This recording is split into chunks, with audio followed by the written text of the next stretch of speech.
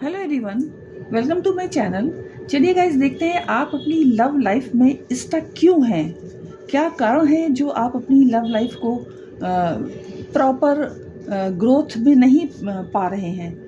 क्या सरकमस्टेंसेस ऐसे बने हैं जो आपके चाहने पर भी आपके लिए फेवरेबल सरकमस्टेंसेस नहीं क्रिएट कर पा रहे हैं। इन्हीं सब कारणों को जानेंगे हम आज इस वीडियो में।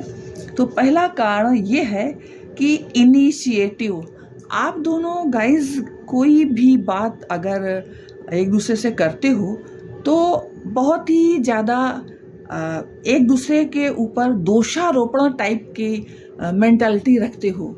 आप किसी भी बात को जब करो तो आपके अंदर इस बात का इनिशिएटिव होना चाहिए कि हमारे पार्टनर को हमारी बात अच्छी तरह से समझ में भी आ जाए और उसको स्थिति का भली भांति अनुमान लग जाए कि स्थिति कैसे सरकमस्टेंसेस को फेस कर रहे हैं आप इस समय, और वो आपकी बात से सहमत भी हो जाए, आप पूरी तरह से उसे अपनी बात समझा पाए। तो कहीं ना कहीं आपको शांति से अपने माइंड को रखना है और प्रेम से अपनी हर बात को करने का इनिशिएटिव लेना चाहिए।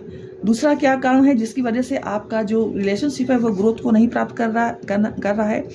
New journey. आप हमेशा अपने पार्टनर के साथ इस तरह से बिहेव करो कि आपका पार्टनर ये सोचे कि आपके साथ उनकी जो जर्नी है रिलेशनशिप की, वो एक नई तरीके से स्टार्ट हो रही है।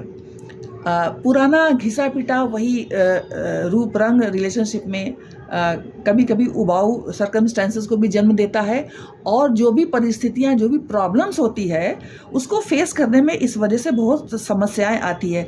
तो आपका जो तरीका होना चाहिए रिलेशनशिप की ग्रोथ में लाने का, तो वो इस प्रकार से होना चाहिए कि आप अपने रिलेशनशिप में न्यू जर्नी को फेस कर रहे हैं। इस तरह एक नयापन सा होना चाहिए रिलेशनशिप में, कुछ नए अंदाज से आपको अपने रिलेशनशिप को रखना चाहिए, तब आपके रिलेशनशिप में ग्रोथ होने की संभावना बढ़ेगी। अदरवाइज बहुत उबाऊ सा एक एटमॉस्फेयर लगने लगता है, वही घिसा पिटा। Move on. नेक्स्ट जो चीज़ है वो आप लोग एक दूसरे को मूव ऑन कर देने की जो धमकी देते हो उससे बचो।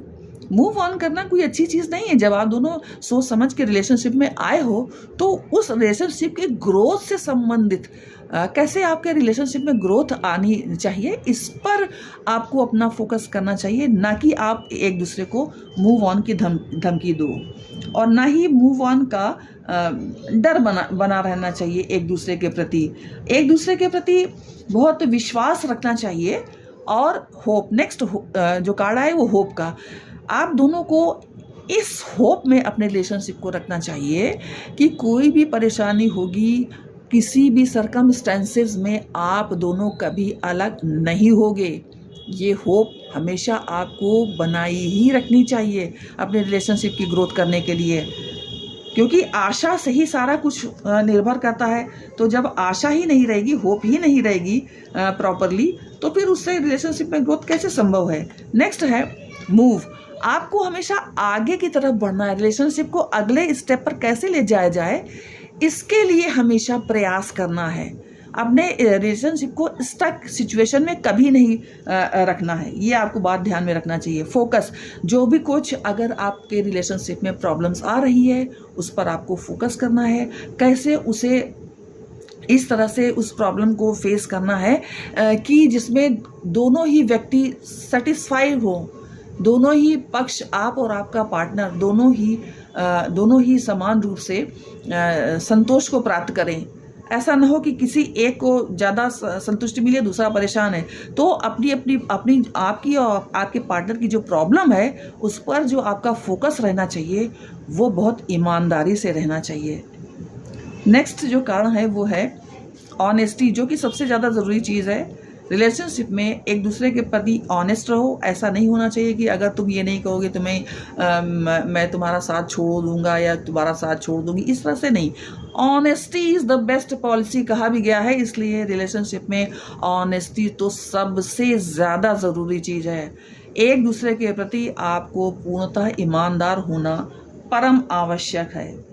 नेक्स्ट जो कारण है वो है स्टे पॉजिटिव।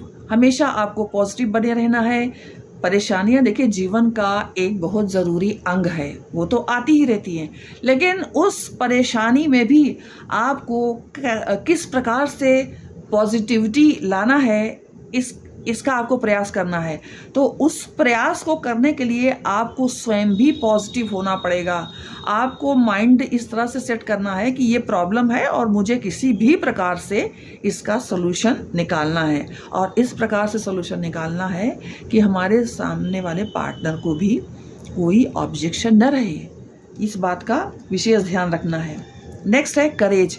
जो भी प्रॉब्लम आपके रिलेशनशिप में आ रही है, किसी भी पक्ष के प्रति आ रही है, चाहे आपके रिलेटिव जितने हैं या आपके जो फैमिली वाले हैं उनकी तरफ से आ रही है, या आपके पार्टनर के रिलेशनशिप में जो लोग हैं या उनके जो रिश्तेदार हैं या उनके जो घर वाले हैं उनकी तरफ से आ रही है, आपको सभी परिस्थितियों का बड़े ही साहसपूर्ण ढंग से उसका समाधान करना है। और ऐसा समाधान करना है कि दोनों ही पक्षों के रिश्तेदारों को अपने आत्मसम्मान पर चोट न लगे, इस तरह से आपको सलूशन उसका ढूंढना है।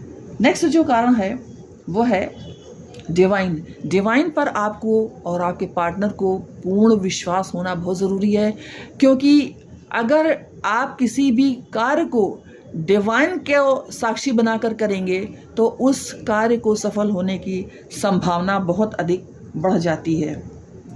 नेक्स्ट जो कारण है एडमायर। आप दोनों एक दूसरे को एडमायर करो, एक दूसरे की प्रशंसा करो, एक दूसरे के हर चीज़ को, हर कार्य को अप्रिशिएट करने की आदत डालो। ये नहीं कि उसमें दोष ढूंढो कि क्या क्या इसमें दोष है, ऐसा नहीं करना है, ठीक है। अदरवाइज सामने वाला जो है वो आपसे फिर ये सोचेगा कि अरे इसको तो हमारे में बुराई ही बुराई नज़र आती है, इसको तो मुझ में कुछ अच्छाई नज़र ही नहीं आती। तो ये सब जो कारण हैं उन सब की वजह से जो रिलेशनशिप है वो बहुत प्रभावित होती है। आई थिंक आप समझ गए होंगे कि मैं क्या कहना चाहती हूँ। Thank you.